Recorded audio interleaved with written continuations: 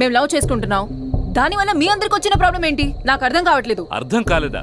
Lovers ఇద్దరు వేరే వేరే పార్టీలకు చెందిన అభ్యర్థులైతే జనం ఎలా ఓట్లేస్తారు? రేపు ఎమ్మెల్యే భార్యనే అతనితో వెళ్ళిపోతావు. అధికార పార్టీ ఎన్నికల్లో ఓడిపోయి అవమానపడాలా? ఏమయ్యా, పర్సనల్ జీవితానికి పార్టీని ఎందుకయ్యా ముడిపెడతారు?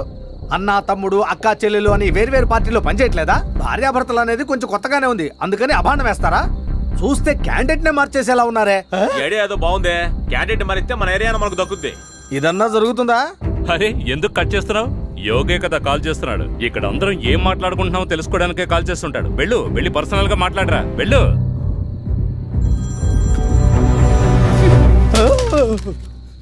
10 పోస్టర్లు చూసేసరికి అందరూ భయపడ్డారు కదూ. ఇక్కడెవరు ఏం భయపడటం లేదు. పార్టీయా లవ్వా నువ్వే డిసైడ్ చేసుకో, లేదంటే పార్టీ వదిలేసి బయటికి వెళ్ళిపో. రండయ్యా.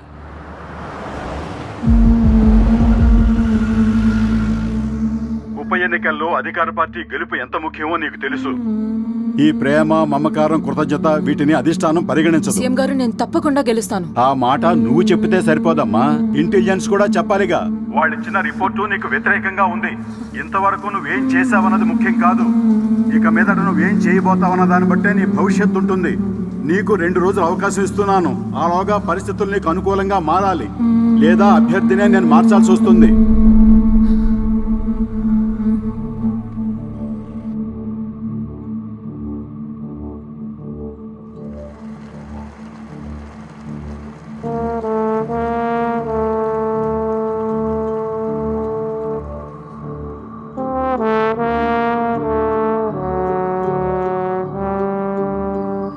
ఏమ్మా, నేను దెబ్బలు తిని లోపల పడున్నాను, ఇప్పుడు కూడా నీకు వాడు తినడమే ముఖ్యం.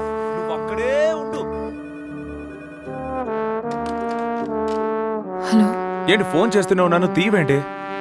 సరే, నీతో ఒక ముఖ్యమైన విషయం మాట్లాడాలి. సర్వీ తోటకు వచ్చే. ఆల్రెడీ చాలా ప్రాబ్లం అయింది. నేను నిన్ను చూడాలి, రా.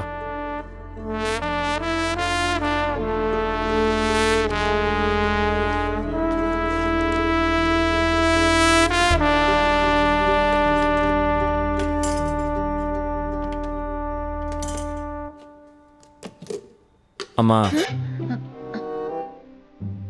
రాజకీయాల్లోకి రావడం వల్లే నాన్న చనిపోయారని నువ్వు అనుకుంటున్నావు. నేను రాజకీయాల్లోకి రావడం వల్లే నాన్న ప్రాణాలు అర్పించారని నమ్ముతున్నాను. నాకు నీకంటే ఏది ఎక్కువ కాదు, కానీ నాన్న కోసం ఈ ఒక్కటి నన్ను చేయని.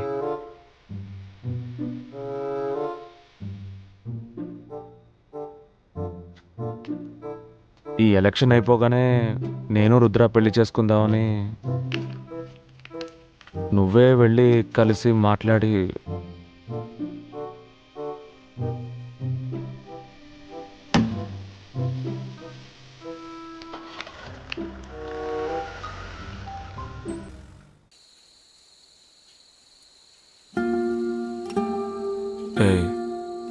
ఏదో కోపంలో కొట్టాను, మనసులో ఏం పెట్టుకోకు.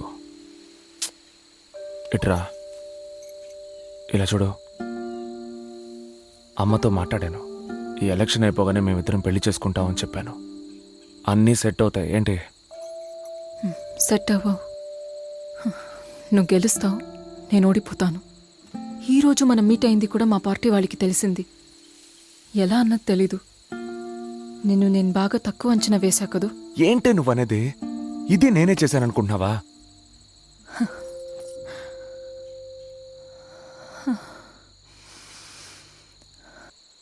ఇవాళ పార్టీ ఆఫీస్లో ఏం జరిగిందో తెలుసా? ఏమన్నారో తెలుసా? నీ వల్ల పార్టీకే కళంకం, బయటికి పో అన్నారు. చిన్నతనం నుంచి ఎన్ని సభల్లో పాల్గొన్నాను, ఎన్ని రోజులు సుఖదుఖాల్ని మర్చిపోయి నిద్రపోకుండా పార్టీ పార్టీ అని కలవరించుంటాను. అన్ని చేతికి దక్కే సమయంలో ఇలా అయింది. ఏం చేయాలో తెలియట్లేదు. పూర్తిగా చచ్చిపోయి శవంలాగా మిగిలాను. ఎందుకు ఇలా మాట్లాడుతున్నావు? నేనేం చేయలేదు. ఆ అమ్మాయితో ఒకడున్నాడు. ఆ ఇద్దరిని లేపండి రా. సూదిలాగా వచ్చి దబ్బరంలా తయారైంది. అది ప్రాణంతో ఉండకూడదురా. సరే.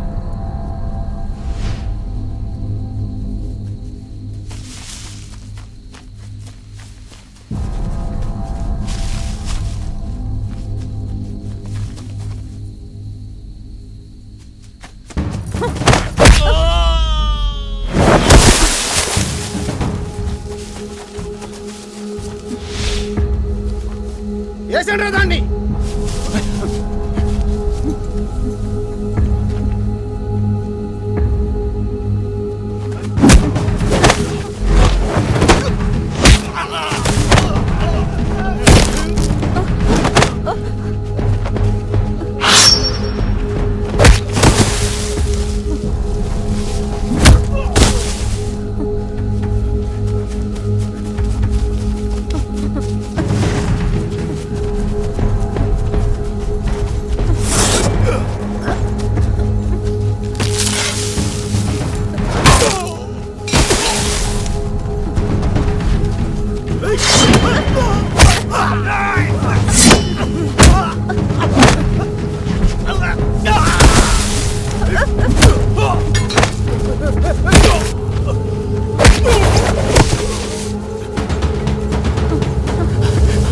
నువ్వు వెళ్ళు, నేను చూసుకుంటాను, వెళ్ళు.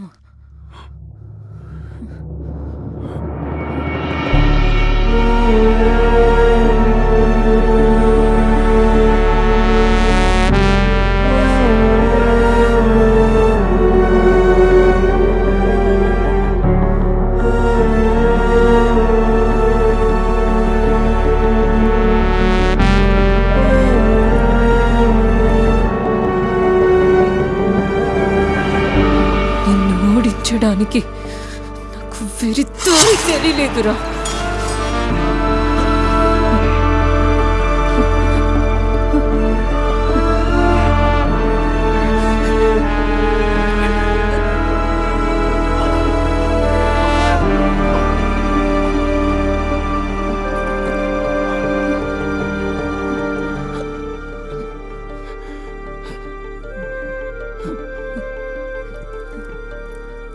ఇక్కడికి వచ్చే వరకు నేను నిన్ను చంపుదాం అనుకోలేదురా. కానీ వచ్చిన వాళ్లలో ఎవడో ఒకడు నిన్ను పొడిచి నువ్వు చచ్చి నేను గెలవలేకపోదునా అనుకున్నాను. కానీ నా ఆశ కోసం పదవి కోసం నేనే పొడవాల్సిన పరిస్థితి వచ్చింది. నువ్వు నాటిన లక్ష్యం నాలో కసిని పెంచింది. నువ్వు లేకుండా నేను సంతోషంగా ఉండగలనో లేదో నాకు తెలీదు. కానీ పార్టీ పదవి అధికారం లేకుండా బతకటం నా వల్ల కాదు. పో, చచ్చిపో.